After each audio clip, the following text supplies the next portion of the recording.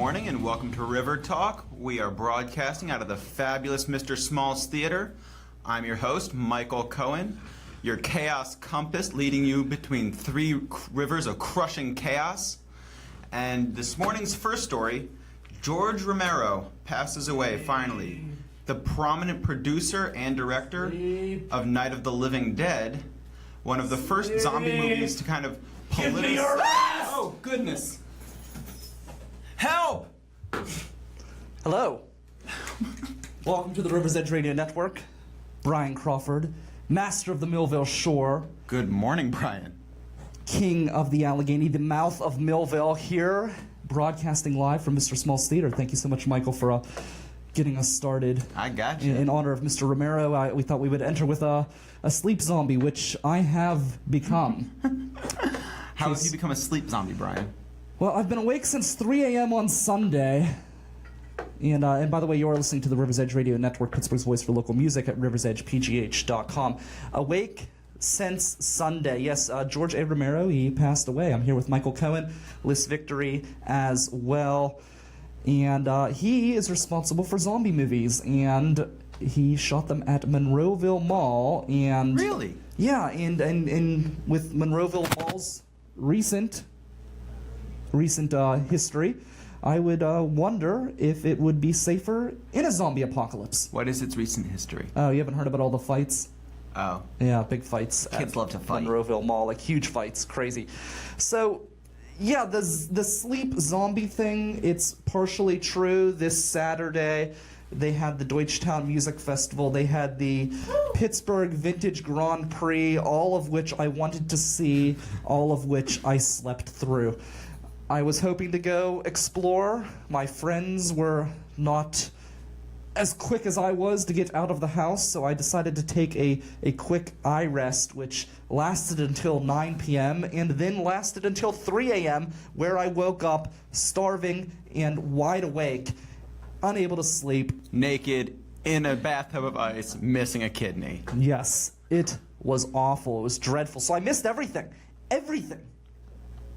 So one of these days, I'm going to come into this studio, Michael. Yeah. Bloodshot eyes. My heart will be jumping out of my chest because my veins are laced with caffeine. There will be blood. This is the thing that's going to happen in the future, or I've seen happen multiple times? Yeah, that's... Well, it'll be real serious this time. Okay, all right. So, blood coming from my ears, my pupils will detach, my retinas will detach from my eyes because I've been awake for too long, and my skin will be cold and clammy, and I will fall to an untimely demise. I know some of y'all are only watching I know some of y'all are watching the video feed, and some of y'all are not even watching the video feed. So I just want, for those of you watching the video feed, you can see that Brian is in a ratty shirt here, zing, and a bathrobe. But for those of you, even those of you watching the video feed, cannot see exactly how much he has committed to this bit. He has got his pajama pants and even slippers. You can't even see his slippers, but he wore them for authenticity. And there's a pillow behind the counter that he has actually slept on, actually on this floor. Not last night, because he didn't sleep at all last night, but other nights. So one of these days I'm going to come into the studio and I'm going to die behind this desk. And we'll bury you there. No, actually, I need you to do me something. When I die here, there's something serious that I need you to do as a friend, if you can. When I come in here and the caffeine gets to me and the lack of sleep gets to me and I peel over and I croak here inside Mr. Smalls, I need you to take me to Hahn Funeral Home, the only family-owned funeral home in Millville, which also specializes in green burials. What's that? It's Hahn Funeral Home. What's green burial? It's an eco-friendly burial system. They specialize in it, and they are family-owned. They're great for the community. So whenever I die, please, don't call the EMS. Don't just take me to Hahn's. Straight to Hahn's. Straight to Hahn's. So today, this weekend is a very, very busy weekend. We have so much going on. It's crazy. We've got Well, Thursday, you can come to the Music on the Streets night out in Irwin, Pennsylvania. I will be there with Ian Insect. We will be doing a special Millville Music Minute from the event, and we're going to release some very important information about next year's festival, wrapping up this year's festival, and we'll also be talking about Ian's coming up show here on Friday the 21st, this Friday, called An Easier Way to Breathe, so that we've got that coming up. We've also got, if you remember last week, we talked about the Indie Rock Music Fest. You can listen to last week's show for all of the information on that. And then we also have a party here at Mr. Small's, a pre-party for 10,000 Maniacs. But before all of that, well, not before Ian's thing, after Ian's thing, but before the 10,000 Maniacs pre-party here at Mr. Small's on Saturday and before the Indie Rock Fest, we have the Sculpture Festival. And that, my friends, will be at the Millville Riverfront Park. And we also have our friends from the Sculpture Festival. They will be here, Christina and Terry, to talk about the event with us. They're going to break down all the news, what you want to see, what you can't miss, what's all going on this Saturday. Oh, and then there's also going to be an after party at Panza Gallery in cooperation with the Sculpture Fest. So lots of good stuff this weekend. We've got the weird news. We have how to get the window seat on an airplane. We have the zombie bugs in honor of Mr. Romero. And we have a nerd in heat. All of that coming up here on today's show. So hopefully I will stay awake through it. I mean, I was not lying. I literally have been up since 3 a.m. Sunday. I couldn't fall asleep, and then I had to go out to North Huntington, and all of this zhuzh happened, and then all of a sudden I'm here broadcasting. See how much I care? See how committed I am Brian to Crawford entertainment. cares. I The care. River's Edge. Oh, by the way, we also made the front page in the Shaler Journal. So if you can get the Shaler Journal, pick up a copy of that. We were also in the Greensburg Tribune Review, talking about our new home here in Mr. Small's, overlooking the beautiful courtyard, which kind of is the I guess the center of the entire complex. So a really awesome Can we article. call it the compound? Can it be the Mr. Small's compound? I like that. I like compound. I dig So that. Makes it sound That like would wingnuts. that would be fantastic. So, up next, we have Terry and Christina of the Sculpture Festival. Very excited to hear all about that. That's coming up next here on Pittsburgh's Voice for Local Music, The River's Edge.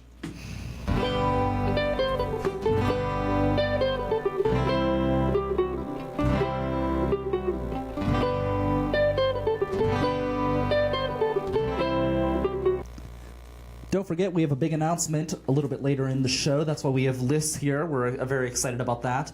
Right now, that we are talking about the Sculpture Fest, which is this coming Saturday, which is a crazy day for us. We actually have 3 events at the River's Edge that we are sponsoring all the same day. But you guys are first, and there's no one else in the morning, so we are all yours for the first part of the day. So this is the first year for the Sculpture Fest, correct? We have Christina and Terry here. That's right. Yes, that's the first one. Sorry, we gotta get you a mic. I wasn't even. There we go. Yeah, first one. So you guys are at the cutting edge of this festival. Yeah, I think so. it's just Pop that. okay. Sure. No, you're good. Yeah, we thought it would be interesting to have a sculpture festival because it's just something that's really rare. You don't really see a lot of that. So we all got together. We're a pretty strong group, the Society of Sculptors, and there's going to be an exhibition, food trucks, bands. So it's going to be really exciting. Why did you guys come to Millville? One of the organizers is based here in Millville, and it's his community, and kind of started from there. Yeah, there's a lot of members of our organization that live in Millville too. That's true.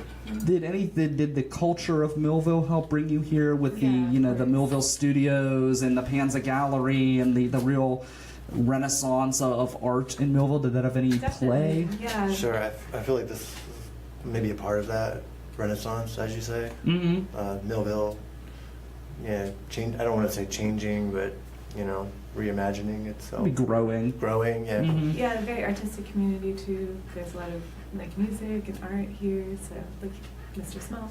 Yeah, it's a wonderful. Well, we're so happy to be here. But yeah, this Sculpture Fest, I'm really excited about this. I think it's very interesting because I feel like in the world of local art, you don't maybe see as much. You see all of these galleries with paintings and photography and things like that, but I feel like there's not always as big of a focus on sculptures. Is that something that you've noticed? Yeah. I think so. I think, in my opinion, I think sculpture is a harder sell, not just Why is that? Why do you think? Well, because a lot of people, when they think about buying art, they think about putting a painting or something 2D on their wall. It's less likely people will want to invest in something that takes up a chunk of real estate. I guess especially in Western Pennsylvania with the smaller houses too. You have- Right. Yeah, it could be. There's also, I worked as a conservator too, so Yeah. sculpture is difficult because it's a lot engineering too, Mhm. and the materials, like you use different types of materials, so there can be compatibility issues, things like that.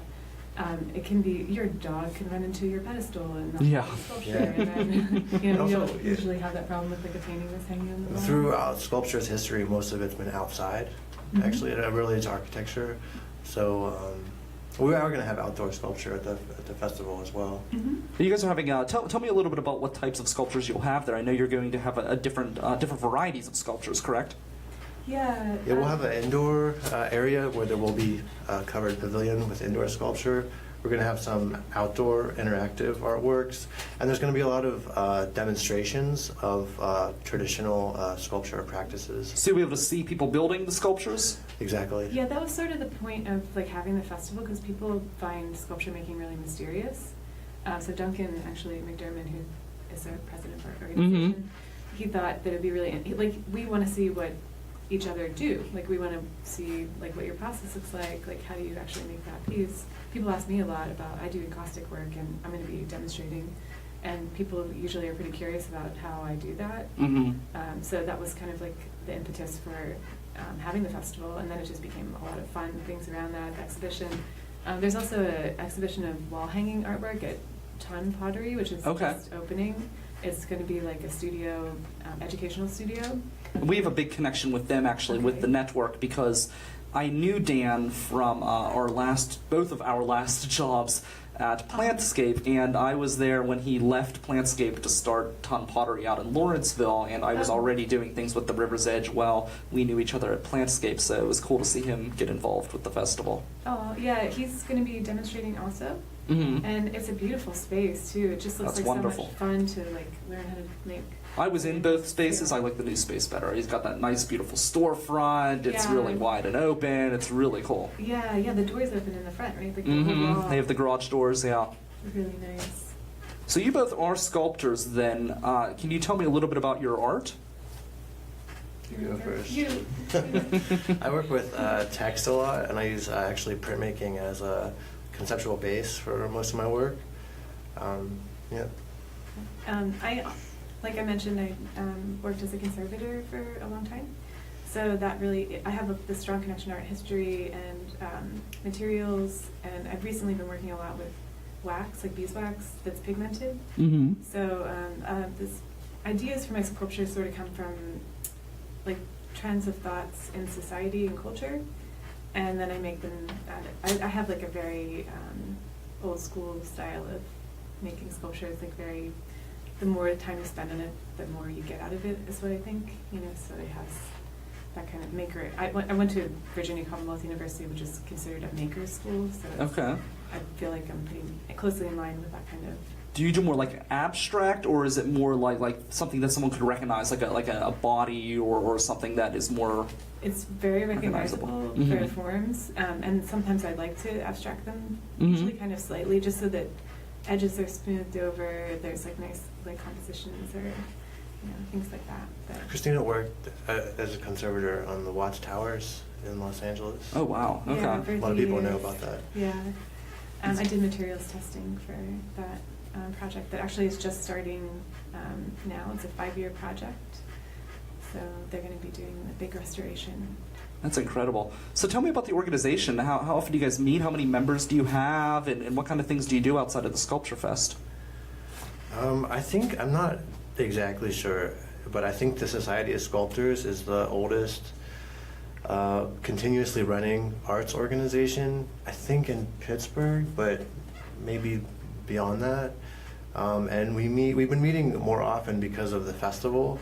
But I don't know how would you, we don't have like a schedule. It's more like as we do things. There's been a lot of projects down. We meet a lot, I feel like. Well, yeah. This recently, I feel like, for the festival, for sure. But they're nice meetings, there's like wine and... Yeah, that's the way to do a meeting. That's how we do the music festival. We come in with all the beer and the food, and a quick, what should be maybe a half-hour meeting turns into a 3-hour meeting, and everyone's kind of stumbling out on the way, out the door. But it makes it more fun. It makes it bearable because it really is a huge chore to put something like this together, isn't it? Yeah, definitely. Like lots of logistical things that sort of get interspersed with like fun conversations, so. Yeah, But, it's. Yeah. We have I think we have over 100 members, is that right, Terry? I don't know, actually, but that sounds about right. Yeah, and there, a lot of us are really committed, and we do exhibitions at museums, like the Westmoreland Museum of Yeah, we have American an Art. exhibition at the Westmoreland. That museum, I feel like Amazing. people do not know about it the way that they should. really Like, it nice. is really a fantastic museum. Yeah. And I mean, the price to get in is a steal. I think it's like $10 or something, and that's even like a donation. You don't even have to pay that, but it's worth like probably twice that, and at least. And one thing I love about it is they have such a focus on local artists, which I feel like a lot of the other museums are lacking. And I feel like Westmoreland, to be quite honest, does a better job highlighting local artists than any of the museums in this city. I shouldn't say any of the museums, any of the big well-known museums in the city. I feel like they do like a really good job focusing on local people. Yeah, Yeah, they also... well said. Yeah, I think so too. And it's such a beautiful museum. The hanging, like even the central gallery, like the way that they did that, it's just so beautifully considered with the objects and the paintings. Mhm. Yeah, it's the collections intermixed. And then the new edition too was wonderful. Usually, I love old school buildings and old school architecture, and usually when something is added that's new, I kind of cringe. But when I went and saw that, I was, really pleasantly surprised. It's beautiful. Beautiful, yeah, definitely. So I want to know, what is metal? What is clay? I'm sorry. What is cold metal forging? Is that just or precious metal clay? What's precious metal clay? I'm really interested in that. That one. Precious metal clay. Actually, Donna Panoyer, she makes these jewelry pieces. A lot of them are whistles, and it's like a metallic clay that she models, and then I can't remember if she fires them or not, but it does harden either by like a firing process or just naturally hardens. So they become these like solid metal pieces, and they're really organic shaped, which is nice, and they do whistle too. So it's a very sweet. Yeah, that's something I'm really interested to see, that particular booth, because I think that would be really kind of fascinating to check out. There's so much here. It's so many different types of sculpture building, which that kind of blew my mind. I guess I just didn't realize that there were so many different art forms. There's also like really exciting, like Patty Beachley and Ed Parrish are going to be doing an aluminum pour. Oh, so wow. they're going to be making. That's very Pittsburgh of them, huh? Was that? With Alcoa and everything. It said it's very Pittsburgh. Oh, yeah. Yeah, so it's going to be really exciting, too, because they'll be making these molds, like, on site and pouring into them. So it has, like, a big presence. And then Mobile Sculpture Workshop, too. That's Tim Cullen and Sage Baxter are going to be doing this welding demonstrations on site. So they have a generator. Well, I think they're going to be able to plug into electricity, but their projects are really fun to watch. Like, you'll be behind the shield, but you get to see like them welding together, like pieces together on site, and fabricating sculptures.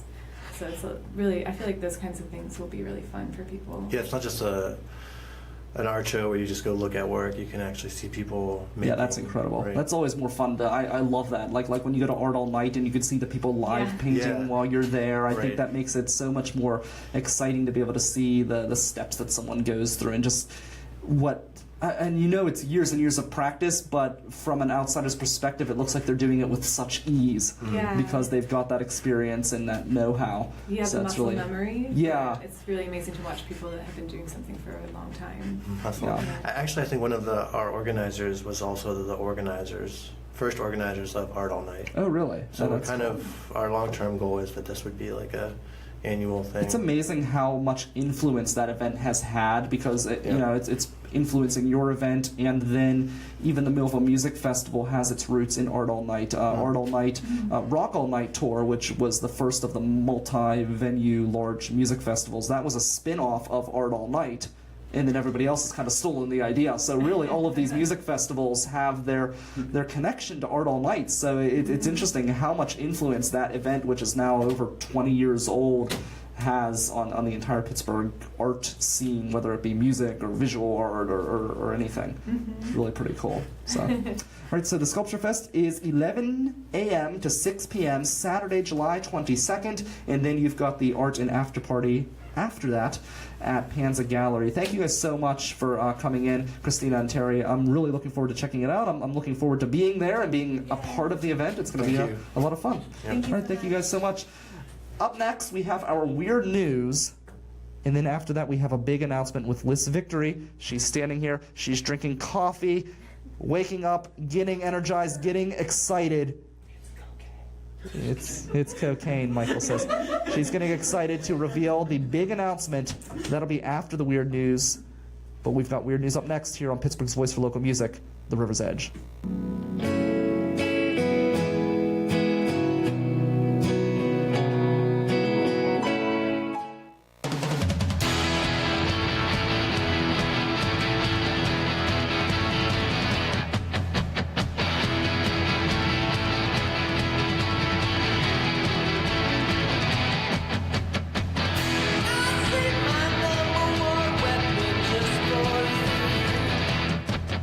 The River's Edge Radio Network is your #1 weapon in fighting off the Mon Monster, and hopefully our stories this week are good enough and we can save Millville from total and complete devastation, because the Sculpture Fest is going on this Saturday right along the river, and it is the prime spot for a Mon Monster attack. I'm not trying to scare you away, I'm trying to reassure you, because Michael and I have you covered.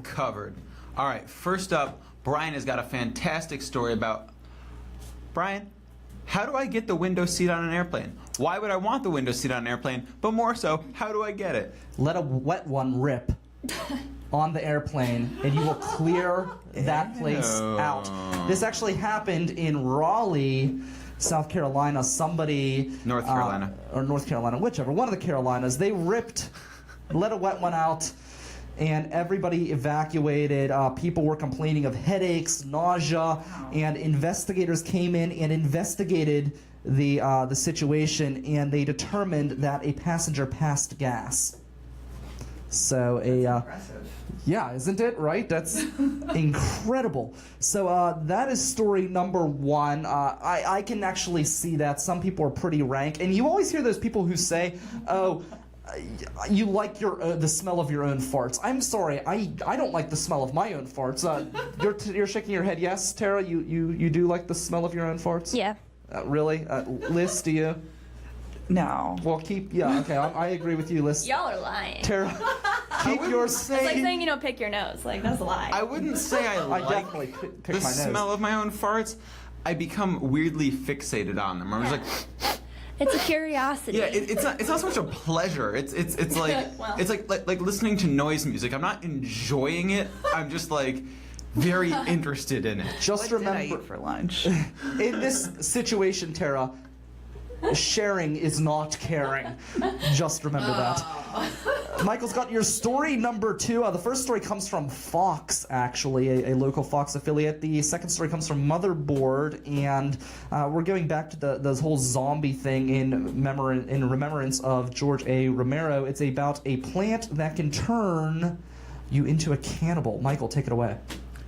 So actually, it's many plants. Ooh, and many plants. A recent study in Nature Ecology and Evolution showed that many plants release a chemical called, methyl jasmonate. And the brilliant thing about methyl jasmonate is that not only, right, you're a caterpillar, you're walking along a leaf, chomping on the leaf, not thinking about the fact that that leaf might have feelings, but it does, and it wants you the fuck off, and so it releases methyl jasmonate. And the brilliant thing is, caterpillars are so hungry that when the caterpillar is repelled from eating the leaf, it turns to the first next source of food, other caterpillars. And so, not only does the plant repel them from eating its leaves, but it convinces them to feast upon each other. And let me find this. So I guess the thing that I'm really curious about, much more so than the cannibalism, is methojasmonite. That sounds like something you would want to have. It's like mesothelioma. It sounds like something that would be fun to get. Why is everything that's so terrible sound like I don't know, like a carnival ride, or like a I don't know, like Sugar Fairy, right? Like bullshit. ecstasy or heroin or Yeah. anything else named after a hero. It sounds Gonorrhea? it sounds fantastic, right? I mean,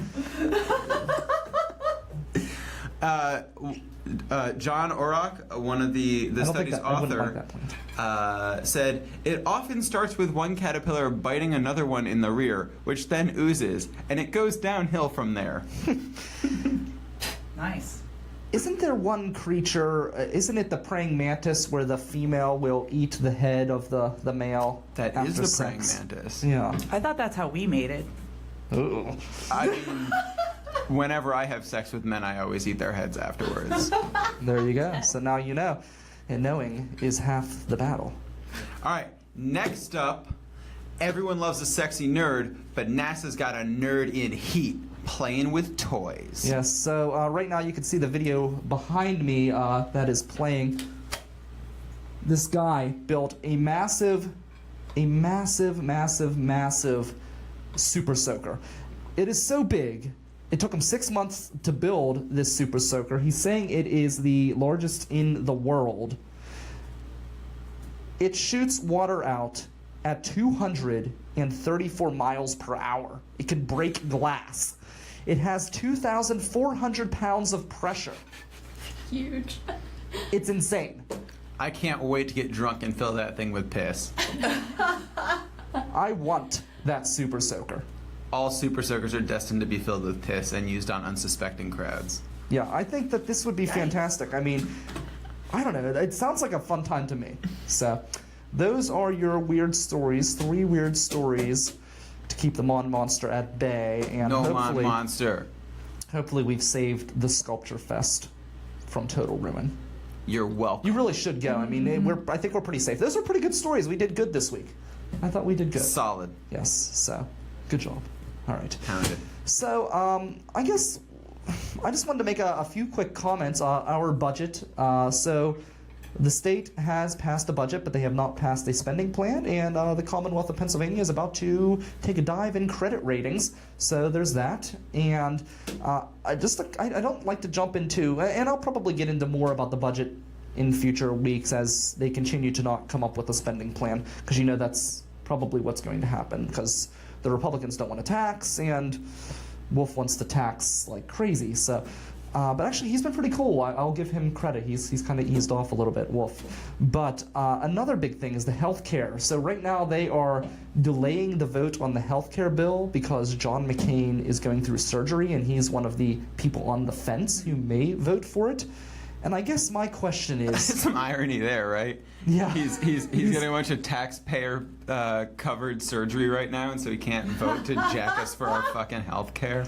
Wow. I guess my question is if your healthcare plan is that bad that you can't even get it passed on a party line vote, maybe you should rethink your healthcare bill.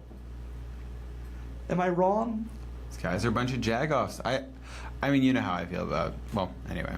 Yeah. So Liss, you were here. We have Liss Victory. She's here in studio. This is not the first time you've actually it's the first time you've been on air in this space here at Mr. Small's. Here. So, now you've been out in that courtyard multiple times. Did you ever look up at that window and wonder what could be behind Yeah, of that course. glass? I think that a lot at Mr. Smalls. Yeah. And now you're here What behind that is glass. in there? Yeah. So if we got that, so that's actually, forget the Super Soaker story. We don't want somebody blasting that through this window. I just realized, like, I could just see somebody out there, a little too No, much I to feel like drink. that's some extreme, like, double paned glass. That's true. This is pretty serious Yeah. glass. But this Super Soaker is pumping it out there at 234 miles per hour. Soundproof and piss-proof. Don't give are them the windows. information, man. Don't let them know. Don't let 'em know. put two and two together for them. That's true. So, Liss, you're here with a huge announcement. I A am. massive, earth-shattering announcement. In fact, like the walls are shaking. There's patio furniture flying in the courtyard because it's just such big news. People looting the grocery stores for bread. Yeah. So Andy Warhol And water. He's come back Yeah, as and Zombie water. Warhol, so he can get that loaf of bread and frame it on a wall. I was hoping that would happen. Yeah. So Zombie Warhol, he's out. All of the zombies are out. And that's one thing that's interesting. Not to well, we'll get back into that. So you've got big news. I do. Big earth-shattering news. What is the news? Let's do a drum roll as we were doing. Are we still on for the same start date? We're still on. Okay. Yes. Thursday, July 20th, that broadcast is syndicating. I've been using the word syndicating. Yeah, I like syndicating that. with the River's Edge, and our first broadcast on the River's Edge is going to be from 10 a.m. to 11 a.m. on Thursday, July 20th, which is this Thursday. Super excited. Yeah, a couple days away. So, what is that broadcast? That broadcast discussed. Wow. I'm disgusted. Most Discusses people. Me. how when we mate we kill our male partners. No, it's not just broads. It's discussing art and activism. So how we engage or do not engage with the community through our art. Yeah, and this has been going on for a while, this show, right? It's not a new show. It's actually been going on for a long time because I just did it periodically as updates as to what I was doing while I was on the road. Mm-hmm. But I find it's a lot more interesting to have guests. And I would have guests periodically before while I was on the road. Like I'd meet some people and we would do a show together and I would say, do you want to be on that broadcast with me and talk about what you do? And that's how it started, I think back in 2013. And then I decided to do it weekly live when Facebook, wow, what's wrong with my mouth?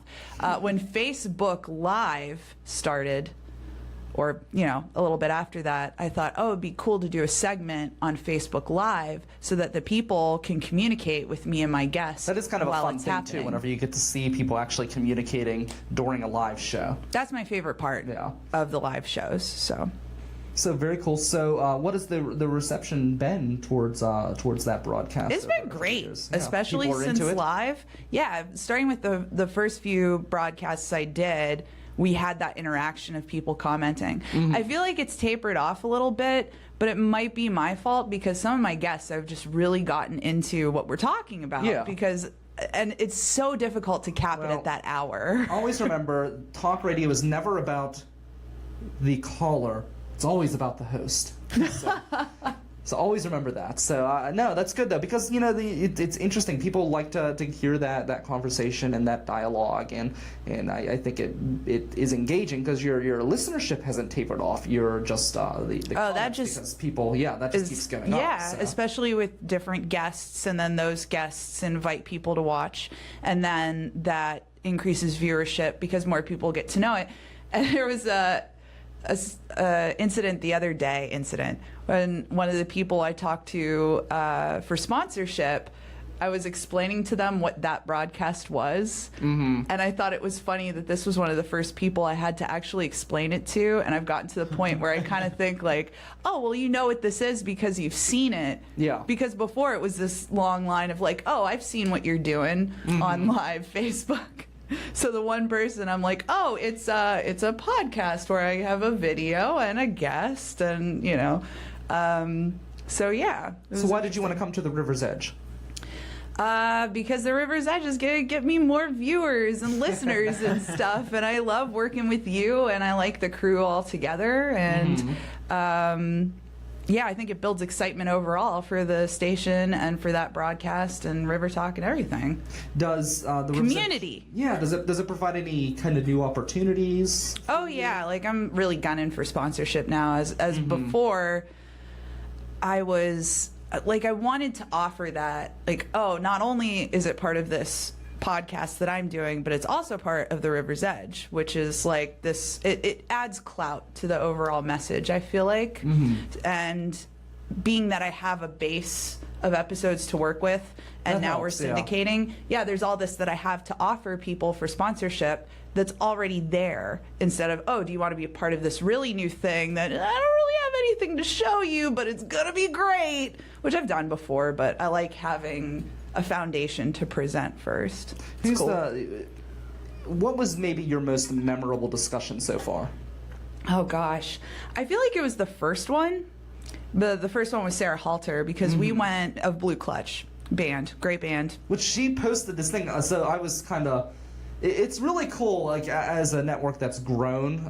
We grew from a closet in an attic, and now we're here at Mr. Small's. But everything we've done is grassroots, and it's cool to now see my logo pop up in different pictures. She just posted an event, in the background picture you can see the River's Edge microphone in the background. Yeah. I actually, Amy, her profile picture has that microphone as well. So it's Well, you have really great branding. Well, yeah, but it's great to be able to see, Facebook your profile Facebook picture profile. is you and me chilling right there in the And old it's just studio. cool to be Yeah. able to see that, as we've grown. It's really just an interesting, fascinating thing to see happen. So yeah, but Sarah was the most recent one to have the River's Edge branding go out with a show that she was promoting, and it wasn't even our show. It was just a show that. Well, that's good branding, and that's good marketing. And when you show up at the art house for House Mike and you hang up the banner and everything, like, Yeah. you're always on point with that stuff. And I love that kind of professionalism. That's another reason why I enjoy working with you, because of the professionalism, and within the artistic community that could sometimes be lacking. And I'm not saying I'm perfect by any means. I've got the artistic bug as well when it comes to being super on point, but you're like type A on point, and it's impressive, and I like it a lot. We try. That's what happens when In your robe never and sleep. everything? Yeah, you just Well, if look how professional I am. at the end of our first year in this new studio, we should all get matching tattoos. Get The little microphone? Yeah, River's Edge tattoos. If we can get a sponsor, Like on I will consider A it. little teardrop. No. I was thinking of getting mine somewhere a little more. intimate. Yeah, a little more intimate. So, do we have any changes coming to that broadcast outside of joining the network? Anything, or what do you have on the horizon? What Yeah. can people expect? I have this whole format plan, which I think is really cool and exciting. So what I've done so far is I've done these hour-long interviews with different guests who are some way artistically inclined. But I'm totally cool with branching out from that and interviewing people who aren't doing art or aren't involved in activism. There's positive and negative aspects to, whatever it is that you're doing, and I want to discuss everything with everyone. So what I want to do is the weekly interview at a time that suits my guest, which will kind of pop up at random, which has been happening. But because consistency is really important, and because we want an hour show from 10 a.m. to 11 a.m. Yes. every single Thursday, what we're going to do is I'll do that hour-long interview with my guest that suits their needs, and then I'll take 30 minutes of it. So I'm going to try to take the most important part where we discuss what that person has going on, what show they have, what they want to promote, what album they're releasing, what gallery showing they have. Take 30-minute chunk and stick it into what we'll be doing live from 10 to 11 a.m. And in that space that's actually live, where we can talk and communicate, that's not the 30-minute clip, I'm going to have rotating co-hosts like Liss Victory. I think Vincent Didiano will probably have Sarah Halter come back. Mixture of musicians and comedians, or not, whatever comes up. People who I've worked with before that we have a good chemistry. And we will discuss in the first segment what we have going on, what we think is important going on with the community, and then the guest will come on, and then we'll probably end the way that we've always ended, with a live performance. That's very cool, and I love that you do it at the Art House. Yes. That's where you're going to be broadcasting from. And I think they're And I going to love- be one of our sponsors. Nice. And I love the backdrop there. That's one thing I do love about your show, is it has such a beautiful backdrop to the show, which is really cool, and it has that. And it's always It's a really changing, cool- yeah, because it's a collage, and I add to it all the time. So Does there's does it have anything flyers to on do it. with your guests, the collage, or is it If just? they bring something, yeah. I offered Liss Victory, I told her, I gave her a whole wall in my studio bedroom space. And I told her, because she'd given me so much stuff. So, well, there's 2 things on it, but that's enough for a wall. It's a small wall. And I told her, if you bring stuff over and want to just stick it on that wall, that can be your wall. You want to paint it? You can paint it. You can do whatever you want to this wall. So, yeah, there's always stories attached to the different things I put on the wall. I started it in my old room at the art house, which was much smaller. And then I moved into this bigger room and started a new one, and it kind of morphed together. And some of my other friends who are content creators, like Vincent Didiano or Krish Mohan, they also like vary their backgrounds, and that's something that they suggest to people when they're creating video content, is to have new and different backgrounds, because people pay attention to that stuff and they're curious about it. And I find myself doing that too. Like, which book is that? What movies are those? Stuff like that. What movie is that poster from? Can you tell me what the art house is for anybody who does not know? Yeah, the art house is a housing complex. It's a duplex that a bunch of artists live in together, and we live communally, but not like super crazy communally that you would. Not cult-like. Yeah, it's not cult-like at all, which made me very happy because I was not sure. They let me back out. You have to be willing to have sex with anyone else in the house and produce children. That's so false. We don't even drink Kool-Aid at all in the house because it's got chemicals in it. We're those kind of hippies.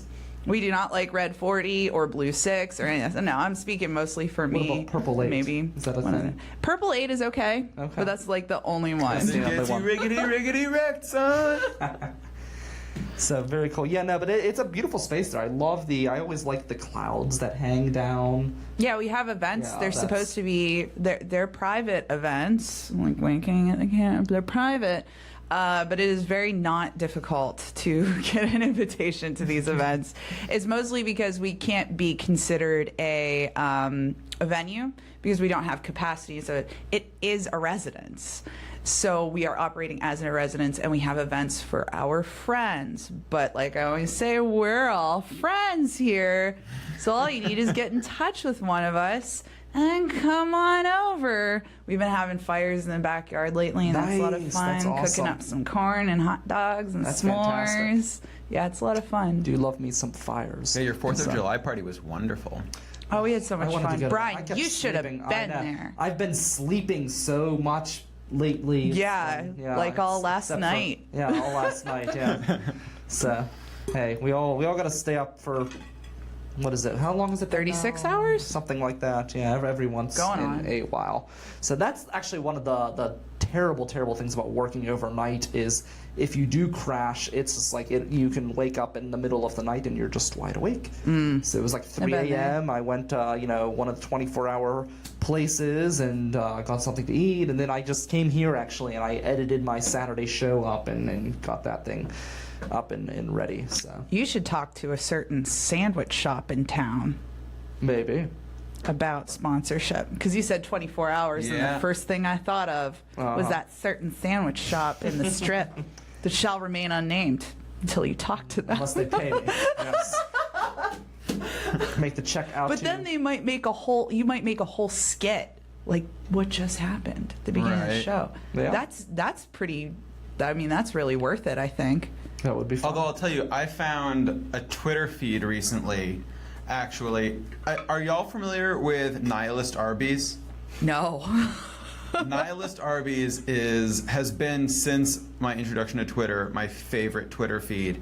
And there is now a local version of Nihilist Arby's called Nihilist Primanti's. Oh, It is I am not gonna look associated with that up. actual Primanti's, so this is not a sponsorship in any way. Today, Nihilist Primanti's tweeted, "You know your days are numbered, right? Like, literally numbered. So, come in for a sandwich? Fuck it. Enjoy Primanti's." Nice. Wow, that's amazing. And on that note, let's go into why the world is coming to an end. Why? I'm gonna tell you. Okay. Now, Just give me a minute. We gotta get to the. We gotta do the zhuzh. The song's going on. It's. This is not progress. See, listen to this. This is distress. Oh, what a mess. What a big bloody mess. This is not a war. This is not a fair fight. This is not a window.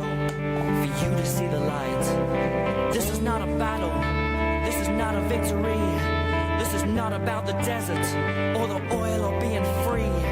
This is not a revolution when there is no solution. This is impossible to find a conclusion. I can stand here and watch my world die. I can't do it anymore.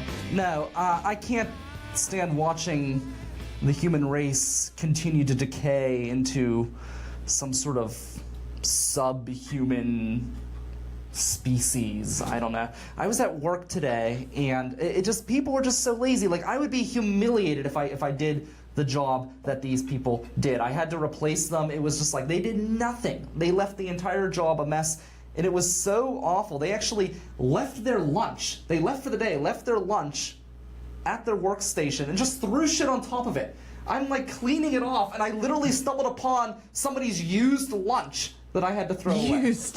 Used lunch, yes. It wasn't like fresh lunch. It wasn't good lunch. It was used lunch. It wasn't like, I can still eat this lunch. Used lunch. You would not eat out. No, this is fine. You know, like the Gently 5-second rule. Like, if it's like somebody, you know, certain people, you know, if they look at the food the wrong way, you don't eat it. There. So I mean, some of the people are fantastic. Others are completely the unfantastic. Unfantastic. Yes.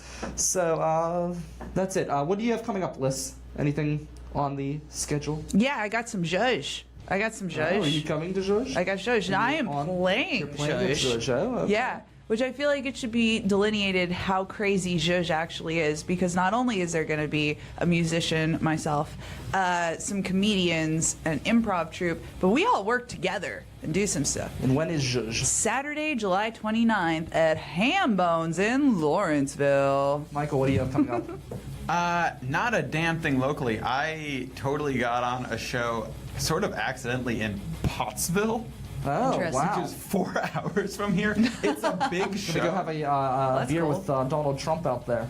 Oh, in Yingling country. Yes. Yeah, no, I contacted this promoter because I saw another local comic had gotten on shows there, and I was like, hey, can I get on? And he was like, yeah, sure. And then I looked it up, and yeah, it's 4 hours away. It's unpaid. Oh my gosh. But here's the thing. No, they're not. Once They're I'd not. agreed to it, right, I was like, well, I'm gonna want someone halfway between here and the coast eventually for touring. I can either do this Good call. and make this connection, or I can pull out on this and probably damage my ability to make this contact later, right? So, 29th. Catch Also me in- the 29th? Also the 29th. Catch me in Pottsville. I have a Smalls gig. Okay. A Funhouse Smalls gig on a Tuesday night, but here's the bonus. We have Shark Muffin coming in from Brooklyn, another band called the Off-Whites, with whom they're on tour in from New Jersey. And I'm playing with my band, Victory at the Crossroads.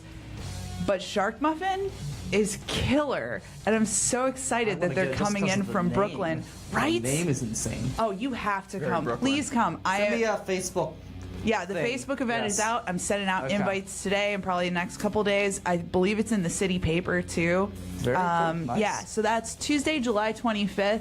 Come here to Smalls. It's in the Fun House. You'll find it. Don't worry, I promise. You'll find it. This Thursday, you'll catch me at Irwin for the Music in the Streets night. I will be there with Ian Insect for a Millville Music Minute.